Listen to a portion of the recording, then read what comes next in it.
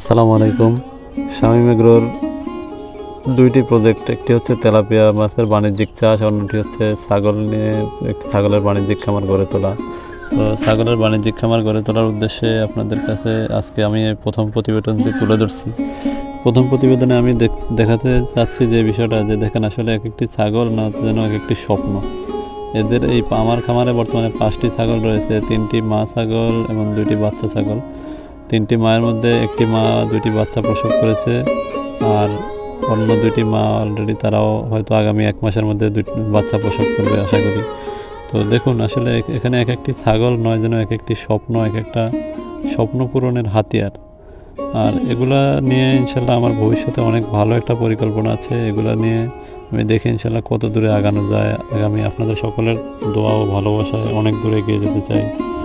সাধারণত গতানুগতিক পদ্ধতিতে মানুষ যেরকম এই বর্তমান সমাজে আধুনিক যুগে চাকরির পেছনে ছুটে, কিন্তু আমি সেরকম চাকরির পেছনে না ছুটে সামান্যভাবে স্বল্প পরিসরে শুরু করেছি এখানে ছাগলের ফার্ম এবং কি মাছের একটি অ্যাগ্রো বিজনেস দিয়ে আমি আমার জীবনের গতিকে বাড়িয়ে নেওয়ার চেষ্টা করছি। আর এখানে অবশ্য আমার ফ্যামিলির লোকজনদের সাপোর্টটা অত্যন্ত গুরুত্বপূর্ণ, যেখানে আমার ওয়াইফ এবং কি আমার মা এরা আমাকে যথেষ্ট সাপোর্ট করে থাকেন এসব কাজগুলো করার জন্য।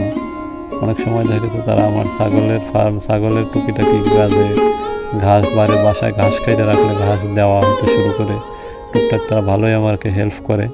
এই হেল্পগুলো তারা না থাকলে আমার জন্য একা অ্যাকচুয়ালি অনেকটা কষ্টকর হয়ে যেত, কারণ আমি তো নতুন অবস্থায় এসেছি এই জগতে, তাই আমার জন্য একটু কষ্টকর হয়ে যেত। আর আমরা ফ্যামিলির সবাই মিলেমিশে কাজগুলো করি, তাই আমাদের জন্য তেমন একটা কষ্ট হয় না।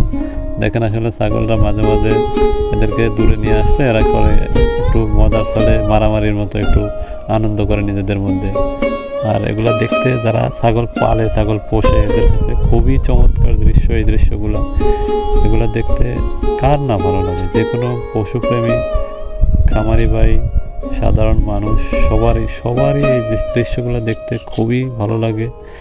আর এগুলো দেখলে মনে একটা আনন্দ পাওয়া যায়, যে আনন্দটা আপনি অনেক অর্থ খরচ করেও আপনি পাবেন না, যেগুলা আপনি সামনে না দেখলে বোঝাতে বড় কষ্ট করে। এই জিনিসগুলো দেখার জন্য মানুষ অনেক কষ্ট করে, যা অনেক সময় অনেক মানুষ তাও দেখতে পায় না। আর আমরা যারা প্রান্তিক পর্যায়ের খামারি আছি তারা এই জিনিসগুলো খুব সহজেই দেখতে পারি।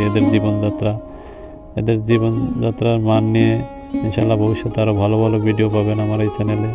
সবাই পাশে থাকবেন, সবাই লাইক কমেন্ট সাবস্ক্রাইব করবেন। আশা করি সবাই ভালো থাকবেন। সবাইকে আবারও সালাম জানিয়ে আজকের মতো বিদায় নিচ্ছি। আসসালামু আলাইকুম।